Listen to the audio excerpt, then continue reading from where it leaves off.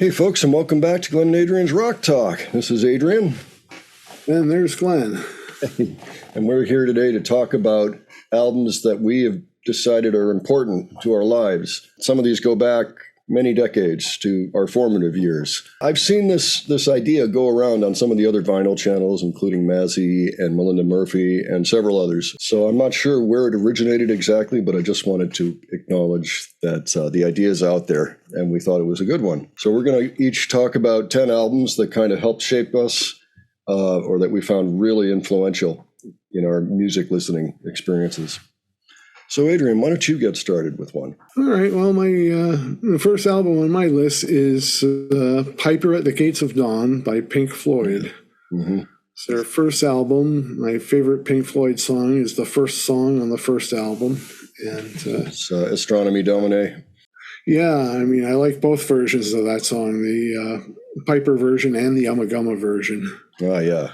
Yeah, it's a classic, to be sure. Even Dave Gilmour was playing it in the 2000s. Yeah, great pick. I know that came out around the same time as Sgt. Pepper and was recorded in the same studio, or studio complex anyway. Yep, the same time, same place, pretty much. And the same thing is true about the SF Sorrow by The Pretty Things. Was also being recorded at the same time. It was one of the first psychedelic records to come out. Mm-hmm. I think one of the first, not the first. But. Okay, so let me give you one. On my list was the Piper at the Gates of Dawn at one point, and then I thought to myself, for me personally, I think Saucer Full of Secrets was more important. That's their second album. That came out in '68. That's with Sid having one foot out the door. It happened to be the first CD I ever purchased in my life. That's how important it was to me at the time. And I liked the aspect of experimentation, the new type of experimentation they were doing, which was a lot of it was studio based and just using objects that were around on their guitars and on their piano strings and what have you.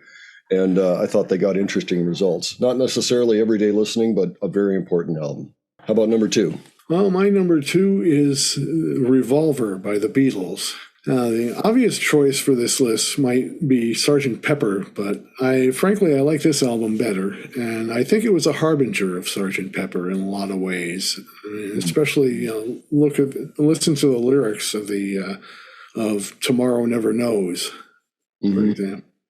Oh yeah, John Lennon getting way out there philosophically, where he belonged, really. Yeah. And also just the sound of it too. It was. I imagine it was very new at the time. Yeah. Well, I mean, pieces like Eleanor Rigby, I'm sure were kind of blowing people's minds. I hadn't heard anything quite like that before on a pop record. Well, very good. I think my next choice is going to be Chicago Transit Authority, the first album by the group Chicago. This is the ground zero for the band.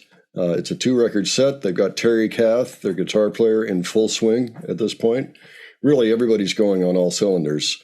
It's a band that's always had great horn arrangements and can really rock out a track. On this, they have a number of songs like Poem 58, Southern California Purples, Introduction, which I used to play with one of my friends, a drummer friend, me and a Hammond organ. That was always fun. That's where I got some practice in jamming, was listening to that record, and because they could really traverse a large range of musicality. Well worth checking out if you haven't. On to number three. My number three is The Court of the Crimson King by King Crimson. That was one that was on my list too. Yeah, it's kind of like when I first heard this record a long time ago, it was the first time I had heard of the Mellotron, and I kind of developed a crush on that instrument. Yeah. I heard all sorts of records and enjoyed hearing it on Genesis albums. So I think my number three is going to be Nick Drake, the Fruit Tree box set, which was 4 albums. They came out in the mid-'80s, although Nick himself had been deceased since 1974. Nick Drake made 3 highly regarded folk rock albums, really folk albums, but he did have backing of rock musicians on at least the first 2 albums. His third one, Pink Moon, is just him and guitar and maybe a smattering of piano here and there, and that's it. and he recorded that in 2 days. That's a masterpiece. So it's really the collected works of Nick Drake at that point in time. There were his 3 studio albums, and then also a collection of outtakes, really the only ones that were known of at the time. So I bought this thing because I had been sick for a while and was allowed out of the house. I think I'd had pneumonia.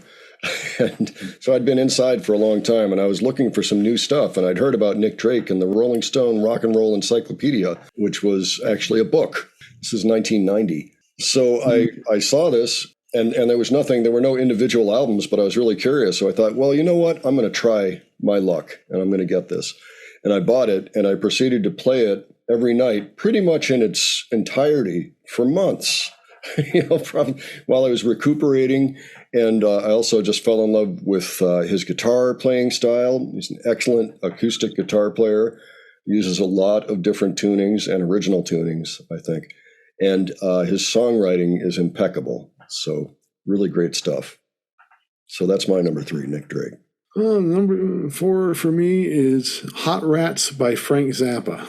It wasn't his first Non-Mothers album. It was his second. The first one was Lumpy Gravy. But anyway, I've got a story about this record. I was in school. I was going through the music teacher's record collection, and I found Hot Rats. So I take it out, and I'm asking if I can put it on the turntable, and the teacher's like, oh, you won't like that. It doesn't have any of the funny stuff that Frank Zappa is famous for or whatever. And I'm like, well, I want to put it on anyway and just find out what it sounds like. And Peaches and Regalia comes on, and I'm thinking, like, this is some of the best music I ever heard in my life. And this is another album where there are 2 versions of it, too. They just released a whole bunch of outtakes of Hot Rats in a new set called Funky Nothingness. Oh, yeah. I think I've heard about that. I've got to go check that out. Okay, so my number 4 is the Velvet Underground, the VU album, which came out in the mid-'80s.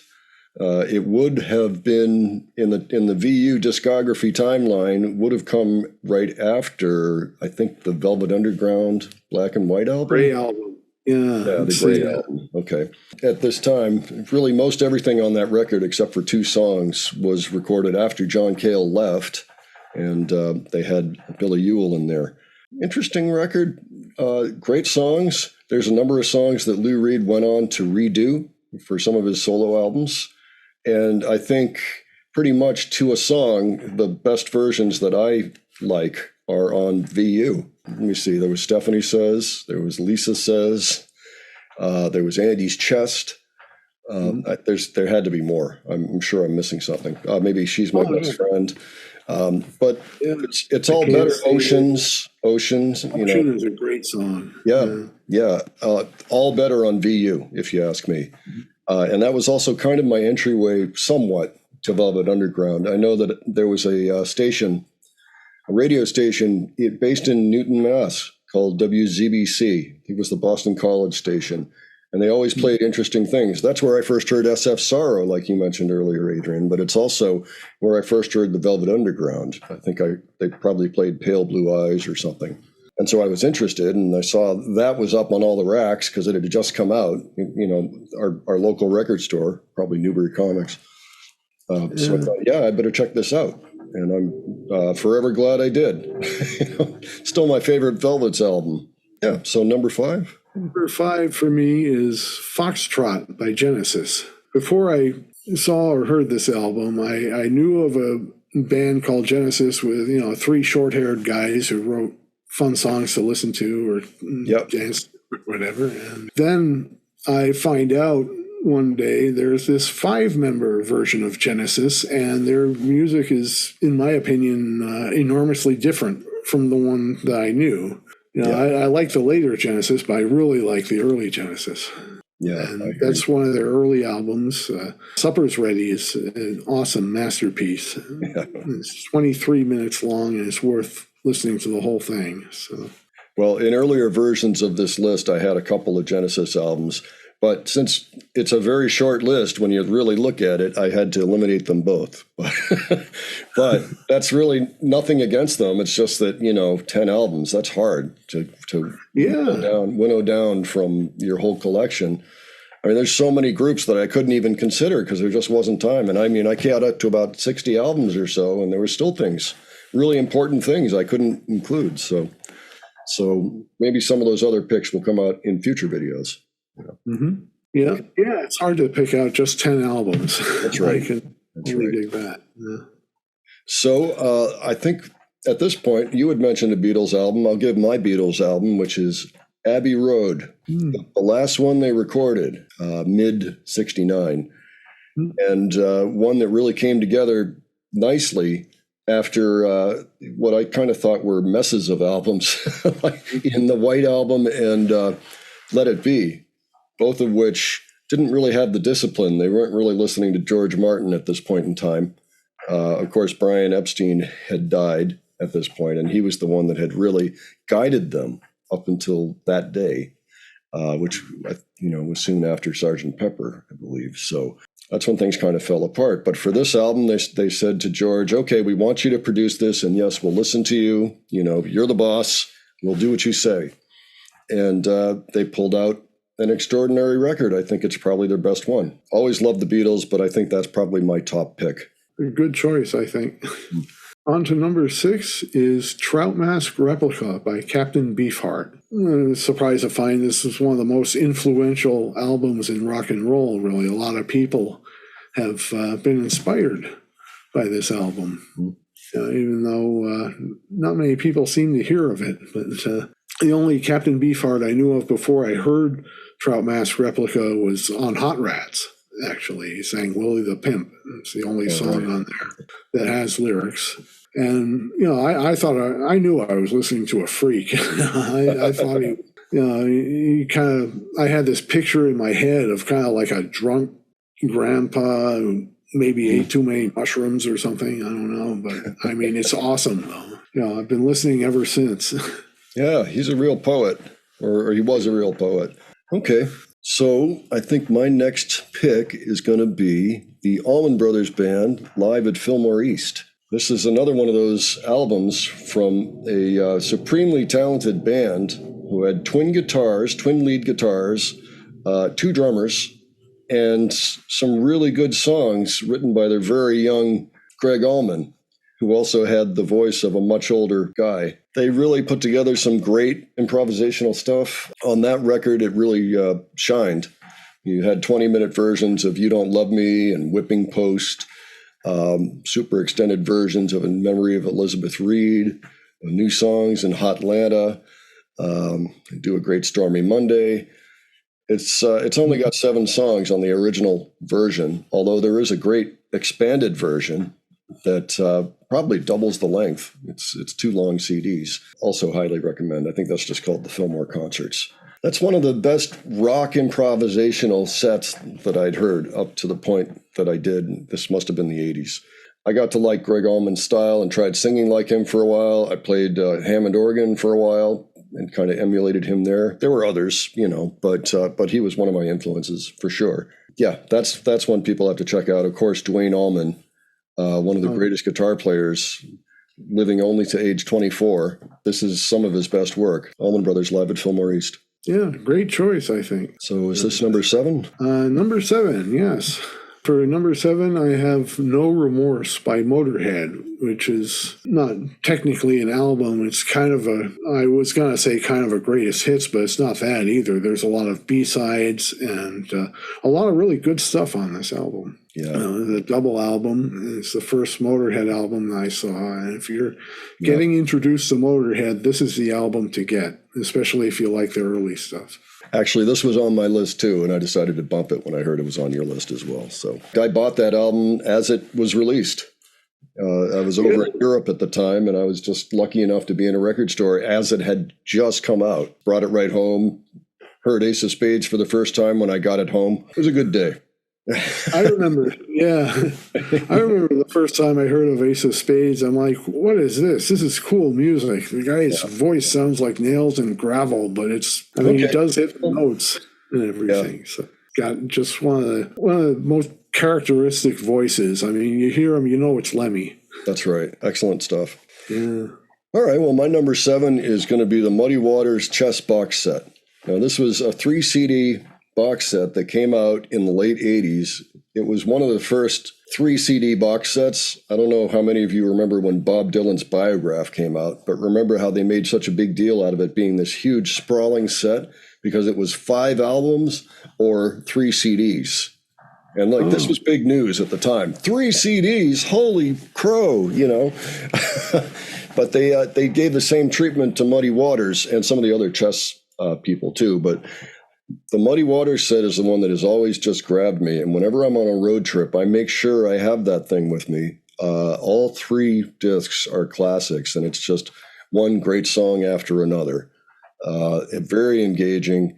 There's something about Muddy Waters, especially if you're driving. You know, I also almost mentioned the album Folk Singer, which is basically a more acoustic studio set that he does that is also spectacular. But the Chess box set is where it's at. You can probably find it cheap if you're curious. I would highly recommend it. So now I guess that brings us to number 8. That would That's be right. Sabotage by Black Sabbath. Great record. I just remember the first time I was listening to this album with a friend, and I'm like, who's that singing? It's like, I think it couldn't be Ozzy. It was Ozzy. He screams like a banshee getting exercised or something. Yeah. It was just awesome. And the music was, just the riffs and everything were very good. My favorite songs from that album definitely are the one I was talking about where I asked who was singing was Megalomania. And, on that song, he hit some really high notes. And also The Writ is another favorite of mine from that album. And it's another song where he screams like a banshee. And it's just the whole album he does that. And it's just great. Even on Hole in the Sky, the opener, I think he gets some pretty high notes. Yeah. I like that one too. Sabbath, Bloody Sabbath. I wasn't as turned on by that one as all the ones that had come before it. And I was thinking, but then Sabotage, I heard that and I thought that was a huge step up. I really liked that one. In fact, that's probably my favorite of the Ozzies. At least nothing better came along after that for the Ozzy record. That's true. And it's very different from Sabbath, Bloody Sabbath, even though I would say that that's probably my favorite Sabbath album, except for Sabotage. That's my first favorite. All right. I'm going to go with Doors' L.A. Woman. It was really my first real dive into the Doors beyond the hits. And I think it's possibly their strongest record as a band, with a possible exception of the first one. It just has great energy. All the songs are engaging. Even the slow ones, like The Cars Hiss By My Window, and just every song on it engages me. When it starts up with the Changeling, that's just a good kick in the rear to get you going in the morning. If you put that on, you'll be up and going quickly. I've got to go check out that album. I think I had it once, but I never really listened to the Doors very much. I once had a Greatest Hit album by them, Greatest Hits album. I hadn't really given them a fair chance. Yeah. Well, that's my favorite album of theirs, I've decided. And not to say that there aren't others that I like. I've always liked Roadhouse Blues. I like several of the tracks on Waiting for the Sun and, of course, Strange Days, as well as the debut. Soft Parade, there's some good work, but for the most part, I don't listen to it. But L.A. Woman is definitely worthwhile. That's my number 8. So number 9 for me would be, it's kind of a repeat because I mentioned Sabbath, but Diary of a Madman by Ozzy Osbourne. What stands out to me is my 2 favorite guitar solos are both on that album. My 2 favorite guitar solos in all rock and roll. And be Flying High Again and the title track, Diary of a Madman. I really like the solo in Diary of a Madman. It's not as famous as Flying High Again, but it's a really good guitar solo, in my opinion. It's kind of an extended one. It's got 2 parts, but it's awesome. One of the first records I bought as a teenager, too. Cool.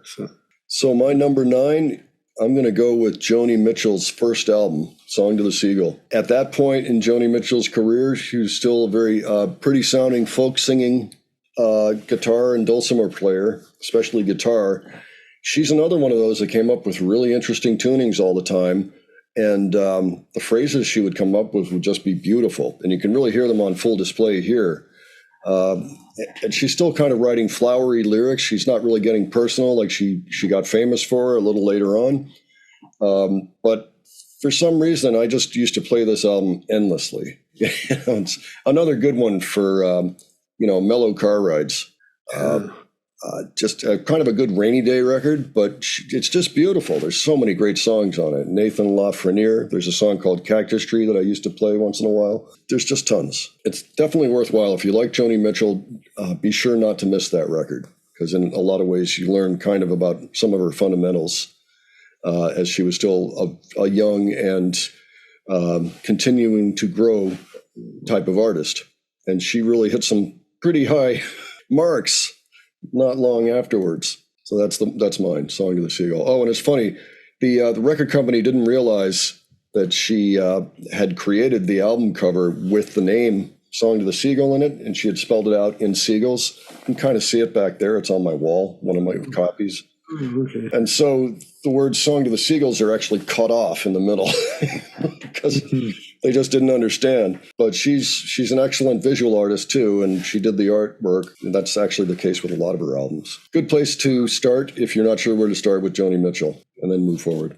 So that's my number 9. That's awesome. And my number 10, I had to think a lot before including this, but In-A-Gadda-Da-Vida by Iron Butterfly. Oh, yeah. I don't know if it's my favorite album or most influential album, but I mean, I just remember the first time I heard the title track from that album, I was amazed, and I was already going to go out and buy the album, and I did that, and I listened to the other songs on side. In-A-Gadda-Da-Vida's on side 2, takes up all of side 2, and I listened to side 1 first just to see what it was like, and it was. I liked all the other stuff on the album too. My Mirage and Are You Happy are probably my favorite songs from side 1 of that album. Very cool.